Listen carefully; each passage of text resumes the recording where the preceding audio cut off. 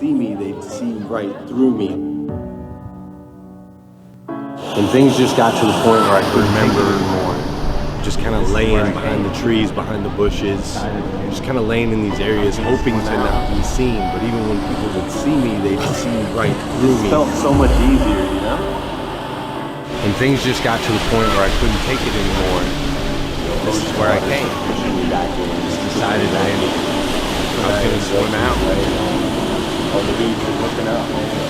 It just felt so much easier, you know?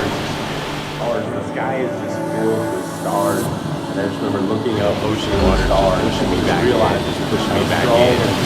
But I ended up just laying on the beach and looking up.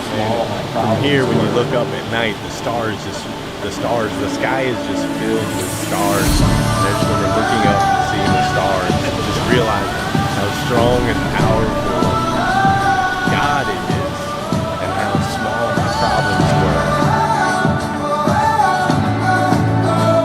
Good morning, everyone. Welcome to Dan and View of Paris, Kentucky.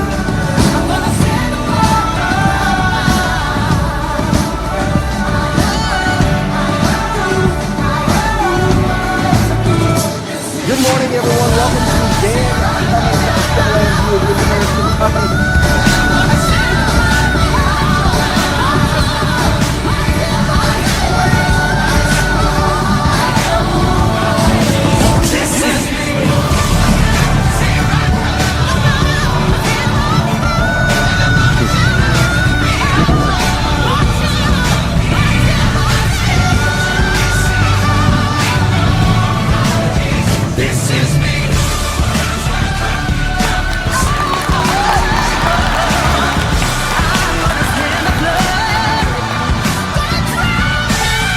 I got a phone call one day,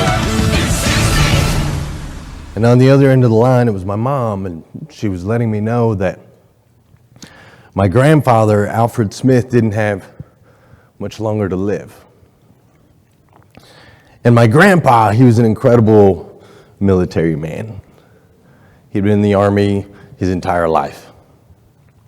My grandmother, they were married 49 years, I think it was.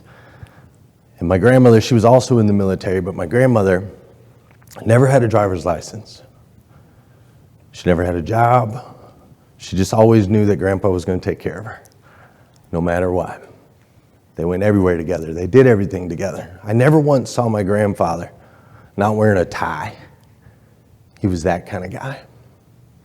And so when I got this phone call that my grandfather didn't have much longer to live, it was devastating for me. And they said, JR, which is what they used to call me, I'm Glenn Jr. So they said, JR, you got to get out here. You got to get out here to Arizona. Grandpa's going to be passing away really, really soon. You got to get here as soon as you can. And so I was out here in Kentucky. I'm like, okay, I got to make arrangements. We got to find a flight, so on and so forth. Hopefully I can get there before Grandpa passes away. So I made my way out there. I got there the next day, and as I was out there, the rest of my family is all military too. I've got aunts and uncles. I'm really the only one that never joined the military. And so everybody had to come from all over the country, and we were waiting and just hoping that the entire family could get there before Grandpa passed away. And they just kept saying, any minute, any minute, any minute, any minute, any minute. And it took some time, but ultimately my Aunt Julie, she made her way all the way from Florida. And when she showed up, she was the final family member, and Grandpa was still just barely holding on. And so we all went into the room together. And as we stood in the room, we stood kind of in a semicircle. And I looked at my grandfather, this once very strong, proud man that I had never seen not wearing a tie. And there he was laying in the bed, and he was feeble. He just looked old. His eyes were sunken and hollow, nearly lifeless, laying there in the nurse gowns or the hospital gowns. It didn't look like the guy that I knew. But we stood around the bed, and my grandfather, my grandfather used to like to tell a lot of jokes, and so he kind of reached out over to my stepdad, Everett. He said, Ev, will you come over here and tell me my favorite joke? And so my stepdad walked over, he leans in and he says, what do you call Moby Dick's father? Now, my grandpa was in the military. He liked dirty jokes. So please bear with me. I'm just telling the truth. I hope to not offend anyone. He said, what do you call Moby Dick's father? And my grandpa said, what? He said, Papa Boner. This is a true story. And we all giggled just like that, and a little tear popped out of our ear, or popped out of my eye. And then my grandpa said, bring me my wife. And so my grandmother walks over. She's like 4 foot nothing. She's tiny. And so grandma walks over and she climbs into bed. My grandfather wraps his arms around her and he passed away in that very moment. Now I share this story with you because that moment taught me 2 things in life. The first thing that it taught me is that we are spiritual beings, period. Nobody can argue with me. Science cannot explain to me how my grandfather waited till every last family member arrived. How my grandfather got to be told his favorite dirty joke and got to die with his wife in his arms. We are spiritual beings. The second thing that experience taught me is that we are most comfortable in life right before death. You see, there was a moment just before he passed away with the dirty joke and with his wife in his arms. There was this moment where the color came back in his face and the light came back in his eyes. It was almost like he came back to life. You could tell he was comfortable. The pain had gone away, and it was a brief moment. It was just a flailing, brief moment just before death. My grandfather was comfortable. It makes me personally think, if we're most comfortable in life right before death, why is it that we're always seeking comfort? Because I don't know about you, but I'm not ready to die yet. Anybody in here ready to die yet? No volunteers? Now you would think, an experience like that, I get to be on this stage, you would probably think I'm a pretty put together guy. But I got to tell you, before that day, before that moment with my grandfather, I was quite the knucklehead. You see, I grew up in a place called Flagstaff, Arizona. Now, I know when you think Arizona, you think hot, right? Like blazing sun hot. But Flagstaff, Arizona is actually at 7,500 feet. It snows like 6 months out of the year in Flagstaff, Arizona. So I literally did walk to school both ways uphill in the snow. I literally did. So I grew up in Flagstaff, Arizona, and I grew up in a really unique situation. So my father was black, African American, my mom was white, Caucasian, and they got divorced when I was about 11 years old, is when my parents got divorced. And what was really interesting is after my parents got divorced, my mom remarried, my mom who is white, follow along with me here, my mom who is white remarried a white man. My dad, who's black, remarried a black woman. And then they ended up moving into an apartment complex 2 doors apart. My dad's new wife had 4 kids of her own, plus they ended up having 2 more. So it was me and my sister plus 6 others in apartment 30. And it was my mom and Everett and me and my sister in apartment 28. Now, what was super interesting about this situation is every stereotype that you could possibly think of existed in these 2 houses. Like Dad's house was loud, we ate fried chicken, collard greens, we had the gospel music going, a TV in every room, we played sports, all that. Mom's house was like rock and roll, country music, mom sitting on the couch reading a book, right? Like every stereotype you could think of existed between these 2 environments. Now, during this transition, it was a strange period. You know, I was 11 years old, starting to figure out who I was, and I figured out that at Dad's house, because Dad was a military man as well, at Dad's house I couldn't get away with anything, which was every other weekend, 4 days a month. But at Mom's house, Mom was like in love with her new boyfriend and all that good stuff, and she was trying to figure out her job, and she was like, you guys are okay, you're good kids. And so I got to kind of run the streets, and I started causing quite a bit of trouble when I was a kid. You see, growing up in between those two cultures, I didn't really understand where I fit in. Like my skin was too dark to be white, but it was too light to be black. I didn't really know, and so I started just kind of causing trouble to get recognition, to feel important, to feel involved. And when I say causing trouble, like it started off, early, like when I threw a dart and it landed in the back of the landlord's daughter's head one time at the apartment complex, or when I took a homemade bow and arrow and I shot Kelly Darby in the chest with it, right? Like little crazy things that I used to do. And as I got older, it started to progress to like manufacturing an explosive device where I was making dry ice bombs and throwing them in dumpsters.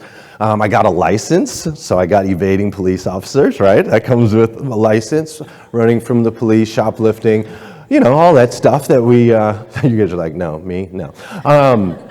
All that stuff. So I started causing a lot of trouble as I grew up. So there came a time where high school went, I got to college, my parents were like, get the heck out of the house, right?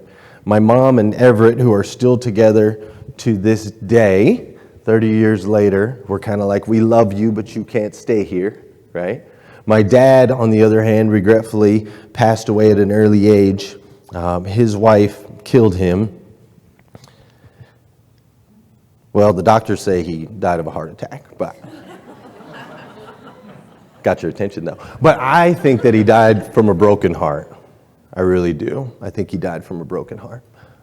And so as soon as college hit, and they were like, okay, you can go off to college, get out the door, they kick me out, I get into college, and I start getting into, even more trouble at that point. But I did get into this college type housing, right? They have the college dorm, not dorms, not on campus, but off campus type housing. So I got into some college housing, and now that I was like an adult and I was going to make really smart decisions at this point because I was out on my own, I met this young lady named Isabel, and I got her pregnant as fast as I possibly could. Not on purpose. But she got pregnant with this young girl right here that you now see that's now going on 21 years old. Her name's Kira. She got pregnant, so now here I was out of the house. I was causing all kinds of trouble. I was getting in all kinds of trouble, and now I had this young girl that was a freshman in college as well. I had gotten her pregnant. We barely knew each other. And so we were trying to figure out what we were going to do.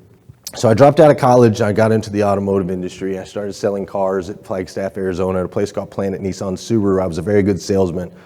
I was very, very, very good at selling cars. I was very good at persuading people to do the things that I wanted them to do. My only problem is I didn't have any integrity or morals. Sucks, right? And so, as my, whatever you want to call her, baby mama, girlfriend, Isabel, was raising our child, I was out gallivanting around doing the car thing, and then I'd leave the dealership, I'd go hit the bar, I'd do the drinking, I'd do the drugs, I'd do all that good stuff. And so at 6 years old, a process server showed up at my house one day. He said, Isabel wants to take full custody of Kira. You're no longer able to see your daughter. You have 30 days to fight this. We were never married. Arizona's a mother's rights state. Even though your name's on the birth certificate, you don't have any rights as a father in that state. You have to go through the court system. I didn't have any money. I'd blown it all up my nose on drugs, alcohol, things like that. And so 30 days later, this little girl that had been a part of my life, but I had not prioritized in my life, was gone. She was taken away from me when she was 6. When that happened, I really didn't know how to handle it. I kind of blamed everybody but myself, right? I had this victim mentality, and so I kind of packed up everything that I owned, which I got to tell you, man, I'm looking back, I owned a Ford Mustang. Now, I don't know if you're paying attention, but I told you in the beginning I lived somewhere where it snows 6 months out of the year, right? And I had this two-door rear-wheel drive Ford Mustang. But I took this Ford Mustang and I loaded it up with whatever I could fit in it, which wasn't very much, and I decided I had this brilliant idea where I'm going to go to Las Vegas and I'm going to play poker for a living. And I did for about 2 weeks.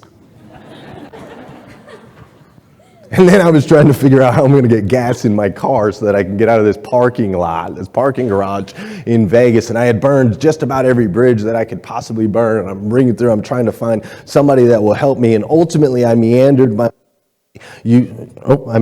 way by using people and resources and people I had connected with and things like that. I kind of burned bridges along the way, right? I'd cross a bridge, burn it, cross a bridge, burn it. And I made my way into Southern California. And after burning enough bridges, I ultimately ended up homeless.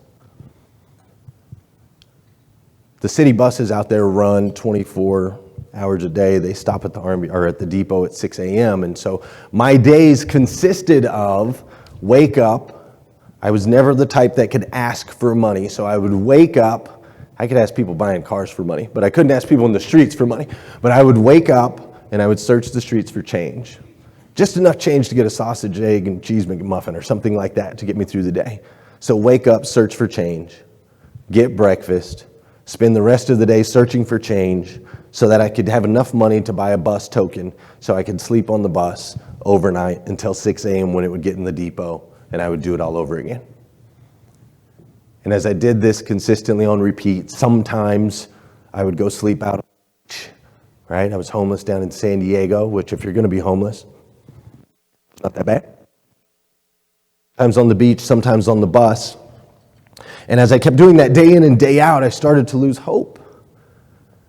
I had no hope for tomorrow, nothing to look forward to. Every day was the same. Look for change, get a McMuffin. Look for change, get on the bus.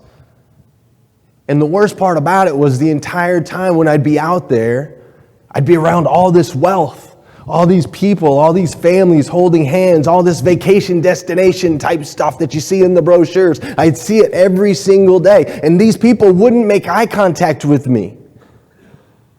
I was homeless. We do it. I've done it. The homeless guy is walking by you, you kind of turn, you don't want to make eye contact, right? He's going to ask you for something. So I literally felt invisible, completely invisible, worthless, zero hope. And so I went to this point right here, which my friend Brandon and I went back and visited a couple weeks ago. That's where we got this picture. This is the actual spot. It's in La Jolla, California, where I decided that I was going to go out into the ocean and I was going to end my life. The reason I chose the ocean goes back to those stereotypes I told you about earlier. Us black people, we don't swim very well, okay? We're just not real good in the water. We're not very buoyant. So I figured if I could swim out far enough, I wouldn't be able to make it back. And so I did. I waited till everything cleared away. The sun was coming down and I swam out as far as I could. And I just remember as I got out a little bit further, the waves would lash on my face and I could taste the salt. And I remember I would start to get a little bit more buoyant as I was going deeper into the water, and sometimes my feet would touch and other times they wouldn't touch, and I would start to bob under and I would start to think, okay, this is it. And I remember it was interesting. There was this moment where I was really comfortable with what was about to happen. I was at peace with it. This was going to be easier for everybody. And so just as I went under what I thought was going to be for the last time, all of a sudden my feet hit the ground again. And I popped up out of the water and I'm looking around. I'm like, what the heck is going on? I look back and I'm like on the beach again. You see, I was such a terrible swimmer, I couldn't get out. The tide was coming in as I'm trying to swim out. I'm like that dude Castaway, right? Like just trying to get out. And so it rolled me back up on the beach, and I remember laying there in the sand just looking up at the stars, just like, man. And that's when I realized this is a big, big, big, big, big planet. This is a big life. My problems, though big, are small. And God's not going to let me out the easy way. I'm going to have to work for this. So you would think I quickly, from that moment, completely changed my life and became the stand-up citizen that you see today, right? Yeah, right. So I moved here to Kentucky, and that's me. You can't see the picture very well. You probably don't want to. But I moved here to Kentucky, and I thought, well, the whole poker thing didn't work out very well for me, the whole gambling thing. So what if other people paid me and I just ran the poker thing? That'd be better. And so I started this thing called Kentucky Blue Poker Crew right here. I figured there's a sports bar on every corner out here, right? So perfect place to do it. There's a new influx of college students coming in every year. This is the perfect thing. It's a dream job. I get to hang out in bars and restaurants till 3 o'clock in the morning every single night. And so I did. I built it.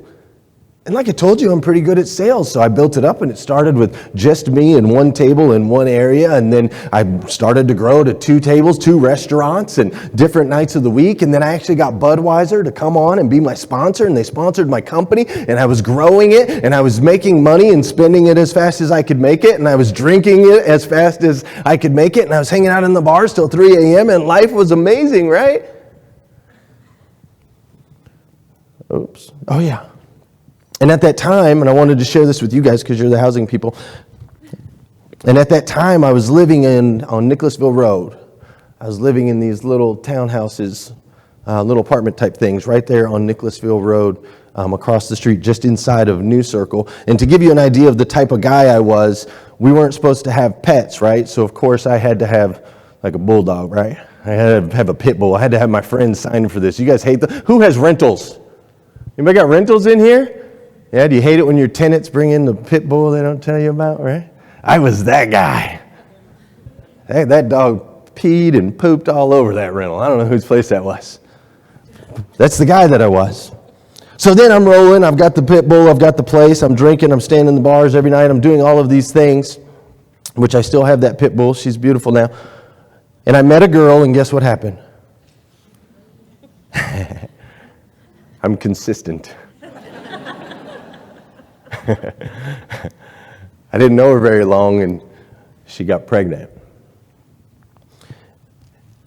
And at first, just kind of fell back into the same thing. I was still in the bar every single night. I was still making mistakes. I still didn't make this child a priority right out the gate.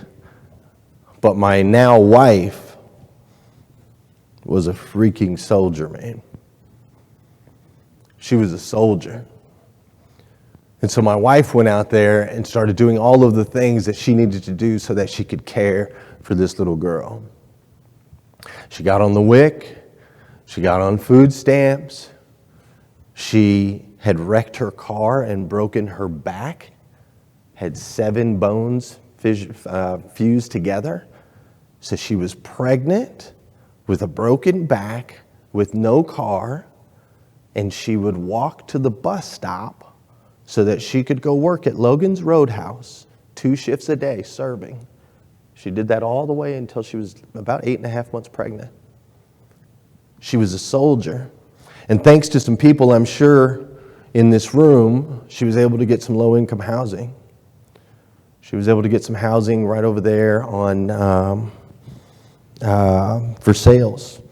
She was able to get some low-income housing there over on Versailles, and she would take the bus from there all the way over to Logan's Roadhouse, leave early in the morning, get home late at night. She did all the things that she needed to do to take care of this little girl. So ultimately, she finally came to me and was like, Glenn Lundy, dude, you got to get a day job, bro. Like this whole staying out till 3 o'clock in the morning, partying every night, that's not going to work anymore.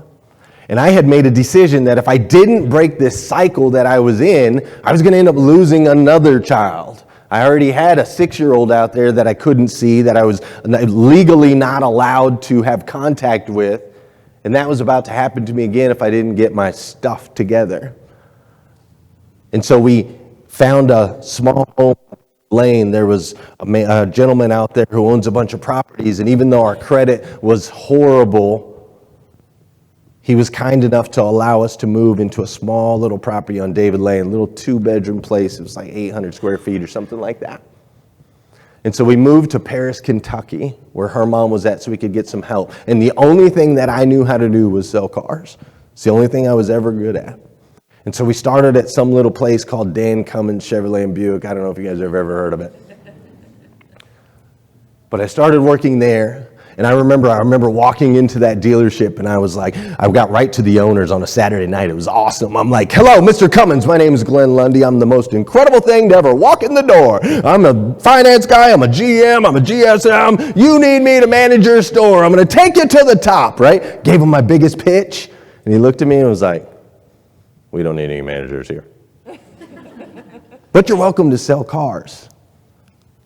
And that was my entry point. So I went in as a salesman. 4 months later, they made me a sales manager. Shortly after that, they made me the general sales manager, and ultimately they made me the general manager of the store. Over that period of time, we went from selling 120 cars a month to March of last year, we sold 1,043 cars in 27 business days. In Paris, Kentucky, population 9,600. Who's ever been to Paris? Yeah? Who wants to go back? I don't know what to say. And ultimately, we became the second largest used car franchise dealership in the country. Now, through this progression, as we grew as a store and I started to have more success financially, and we started rebuilding our credit and we started growing our family, which I'll go into a little bit more here shortly, I started doing this thing called #Rise and Grind.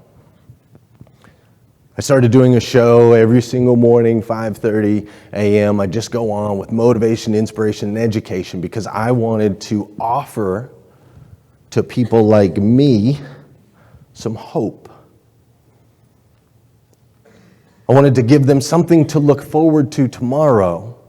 Because what I have figured out is when you have something to look forward to tomorrow, you typically make better decisions today.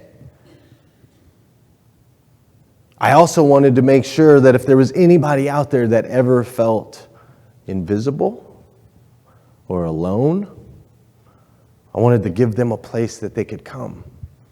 A place that they would know that, hey, Glenn's going to be there at 5:30. I might feel lonely today. I might feel like nobody sees me right now. But I can hop on and Glenn Lundy's going to be there at 5:30 a.m. and he's going to say my name. He's going to say good morning to me. He's going to make me feel like I have worth. And so I started doing this show every single day, and I had no idea the impact that it was going to have. But as we were continuing to climb, and as I was continuing to do this show, go back. As we were continuing to climb, we were continuing to do this show. I feel like I'm missing a slide. As we continue to climb and continuing to do this show, I was figuring out more and more and more and more and more that the way that we start our day makes the biggest impact in our lives. I started getting up a little bit earlier, and I started trying different processes. I tried different diets and different exercise routines.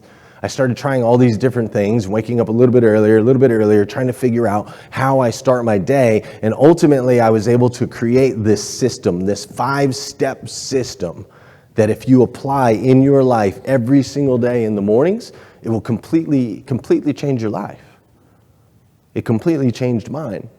So I'm going to share a little bit about that with you real quick in this video. Right, baby. Millions of people going through it every single day. They wake up, they've got their dreams, and they head out into the world, ready to go chase that mighty life. You know, there is much to be said about success, hard work, and relentless work ethic. It is the relationship in life that truly moves you. You see, we live in a world where people today are connected more than ever, and yet handshakes are on the default. But I believe we can change that. I believe if we can change the way you start your day, it'll make a massive impact on this world. And that's why I created the Morning 5 simple steps to an extraordinary life. Because I now know that if you spend time alone in the morning in prayer and in gratitude, and you follow that up by being present and taking care of your body, you will begin to see all of the beauty in the world.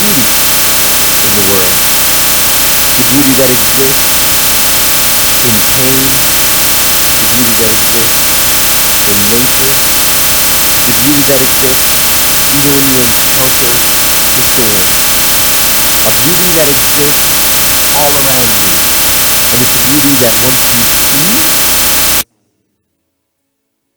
the beauty that exists even when hunger kicks in, a beauty that exists all around you. And it's a beauty that once you see,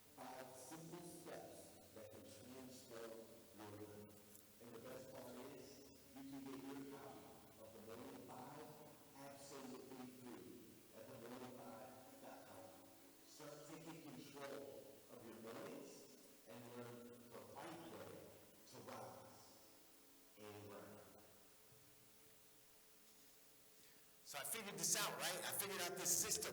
5 steps, real simple. Step 1, never hit the snooze button. Who likes to snooze? Oh, lots of hands. Who snoozed this morning? Oh, even more hands. Who snoozed twice? Who stayed up at the party last night playing trivia? Oh, okay, yeah. Right? So never hit the snooze button, and my book goes into in detail why that's important. Step 2 is don't touch your phone first thing in the morning. Who grabs your phone first thing in the morning? Boo. Don't do it. As soon as you grab your phone, text messages, emails, the world just like attacks you, right? News, you got Donald Trump and Nicki Minaj all over your face first thing in the morning. Who wants that? Not this guy. Right? Don't touch your phone first thing in the morning. Step 3 is gratitude and goals. What are you thankful for in life? See, a lot of you guys are go-getters. I'm sure a lot of you write your goals, but how many of you write what you're thankful down first?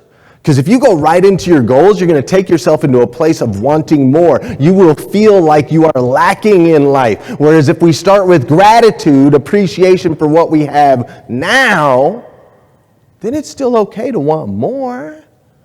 I'm thankful for what I have now, but I still want to grow. I got a little bit of money, but I want more, right? It's okay. But we got to start from a place of gratitude. So gratitude and goals. Step 4 is take care of yourself physically, whatever that means to you. Whether it's walking, playing golf in the morning, round a basketball, Peloton. Who's got a Peloton? Those things are pretty cool, right? Peloton, whatever it is. Peloton, you guys know what that is? It's like a challenging biking thing. It's like a Uber for bikes. It's crazy. You'll have to look it up. You'll love it. Take care of yourself physically. And then step 5 is send out an encouraging message. Because see, you've already spent the entire morning being selfish. It's been all about you, which is okay. We need some selfish time, right? You've spent some time on the mind, the body, spirit. You've put yourself in a place where you are now vibrating at an incredible frequency. So you have to release that into the world. You now have a responsibility to put that out to someone else. I'll give you an example. I used it on Rise and Grind this morning, but I'll use it again. My buddy Darian Sanders, his birthday was yesterday. So I send, you guys know what happens on your birthday, right? Especially with social media, you get all these, happy birthday, happy birthday, happy birthday, happy birthday. It's like you're an instant celebrity for 24 hours, right? So what I did is I sent Darian a message this morning. I said, I have a video message. I did it right there from my phone. I said, hey, Darian Sanders, I know your birthday was yesterday. I know that. And you probably got hundreds, if not thousands of happy birthdays yesterday, but I don't want to be one of those people. So I'm sending you a message today. Happy birthday. Because I believe you're the type of person who should be celebrated every day, not just one day a year. Powerful message, right? Takes 5 seconds. Send it out. Release your energy out into the world. That's step 5. Super, super powerful. So I started applying these 5 things, which again, you can learn more about. Go to themorning5.com. It's a short ebook. You download it. It takes you less than an hour to read it. You can get audio if you want, 100% free for the book. I just want to share it with the world. All right, morning5.com. You apply that every single day in your life, or I applied it every single day in my life, and we went from, it was a big leap for us, we went from low-income housing to where our credit was a little bit better, and we were able to lease. We were able to lease our own little place with a backyard for that dog I showed you earlier, right? We had a little dog, and we had a couple more kids. I'll update you on that here in a minute. But we were able to lease a nice, affordable home out there in Paris, Kentucky. And that was a big step for us. That was a really, really big deal. Our kids had their own rooms, and there was a little trampoline in the backyard, right? It was a big deal. And so that motivated me. I'm like, here we go. We're moving. We're shaking. We're doing good. I'm doing the morning routines, and I'm pulling my family together. And we've moved from low-income housing. We've gone actually all the way from homeless to low-income housing to now we're leasing a little house with a little yard. We're on our way to the white picket fence, right? And it wasn't much longer after that where we became homeowners. We were able to buy our own home out there in Paris, Kentucky. Our credit was on track. We put some money down. I went to a bank and they gave me a loan. I couldn't believe it. You're going to give me a loan? Oh. Forever nobody was going to give me a loan. I wouldn't have given me a loan. But there were people that took a chance on me. And they helped us. And so that fueled me. That fueled our fire, because now we had like 3/4 of an acre of land. We were out in Squires Point, and I put like a storage shed over in the corner, right? The little storage thing, which was super cool. And then we put a play set in the back because we have more kids, which I'll get to that in a minute. But I put a play set in the back, right? And we had like people over to the house. We were actually proud of like where we lived, right? We started to clean ourselves up a little bit more and started to do more things for the family, started to pour into our church a little bit more. And I was just pouring into the morning routines even more and more, because this being a homeowner like fueled us. Having our own home fueled us. Going to Lowe's every day fueled us. It was awesome. We built this big old deck. It was funny, man. My wife's like, we need a back deck. I'm like, okay, I'm thinking in my head. I'm like, all right, maybe like $5,000 or something, right? We could do a little small deck. And so I grabbed my buddy, Brian Parker. I'm like, here, go with my wife, whatever she wants, right? And we'll pick out a deck. Next thing I know, I've got this Trex deck that's all the way across the back of the house, goes out from here to that table over there, 3 steps down. The guy gives me a bill for $35,000. I'm like, it's not what I meant. But we loved our house. We built the deck. We became homeowners. Now, that's our home right there. That's the house that we bought in Squires Point, which we're super, super, super proud of. But we just sold that house a couple weeks ago, and we just got this house. Which this house right here is a little over 7,000 square feet, sits on a basement. I've got 10 acres. I've got a 2-acre pond. I got a pond that's got bluegill and bass and catfish. And my kids, all 7 of them, I told you we get there. I have 7 kids total, and my kids, all 7 of them, they love it, man. There's cornfields over on the sides. They run through the cornfields. They go out fishing with their grandpa like every single day since we moved in. They're out fishing. And what's crazy is at Squires Point, they weren't allowed in the front yard without a parent, right? We had to kind of keep them in the backyard where it was fenced because there was traffic and so on and so forth. The new house, we just let them run. There's only 6 houses on the street. It's amazing. So we just let them run. And this is where we live now, and this is what my family is getting to do. And it's such a special thing, and it really 1,000,000% is tied in to where we live. And the people lose my mind. Now that we have this big place, our whole goal is to bring as many other people in as possible, so we can fulfill our mission, right? We want to give people hope, something to look forward to. We want to make sure that people never feel alone or never feel invisible. That table that you're looking at right there seats 24. It's in my living room. We seat 24 right there because we just love filling it up. We love pouring into people because of where we came from, and thanks to people like you, where we are now. So the reason I share all of this with you is I want to remind you of a couple important things. Remember when Grandpa passed away, we learned 2 things. We learned A, that we are spiritual beings.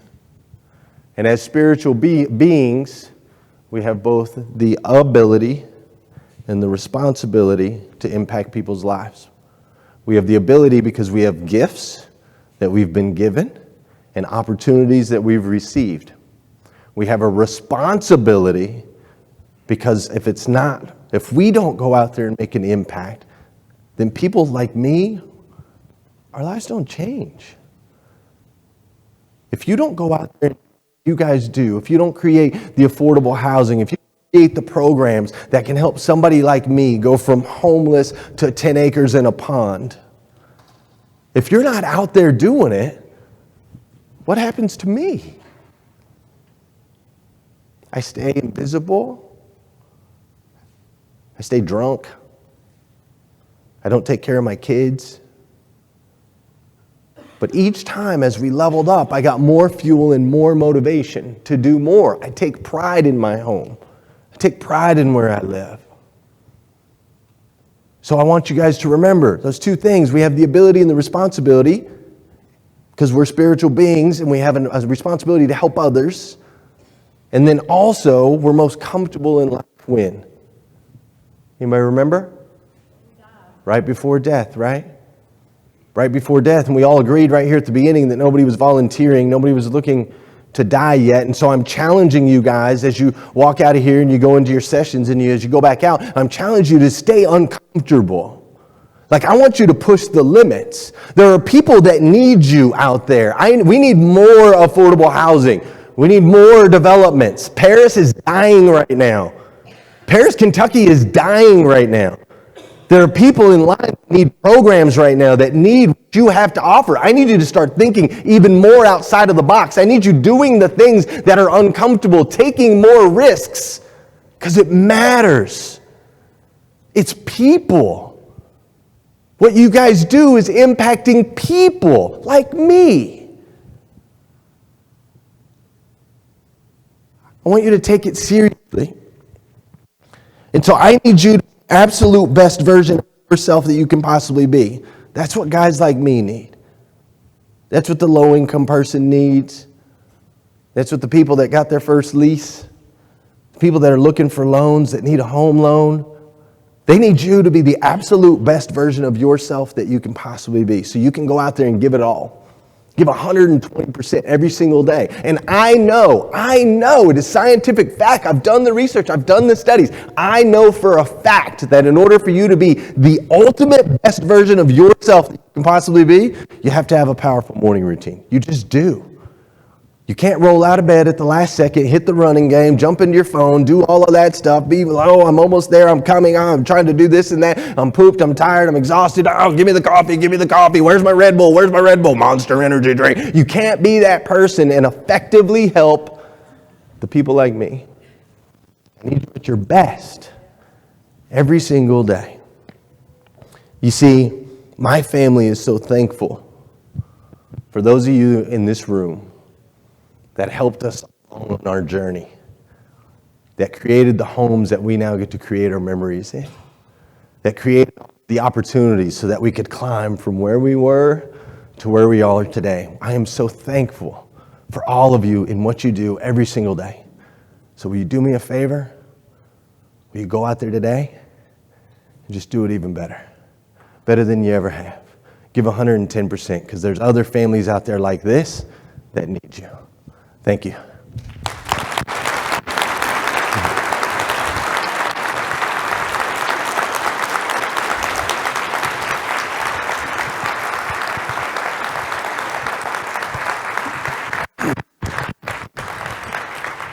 Appreciate it. Absolutely.